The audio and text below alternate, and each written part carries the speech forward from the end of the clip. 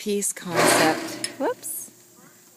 Another peace concept. This is Suna behind the camera, and I'm showing you diversity in harmony. There are many animals, horses, goats, chickens, dogs, cats,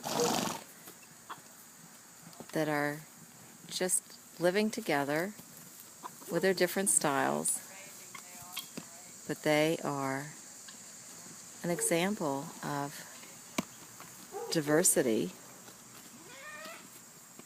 coexisting together harmoniously. They share food, they share a space,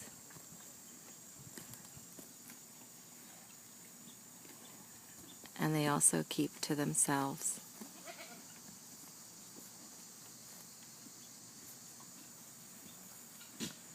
Nature is a wonderful teacher.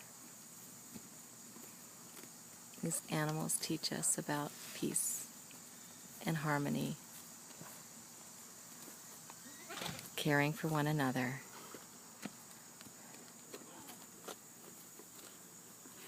You can visit Suna at sunasenman.com.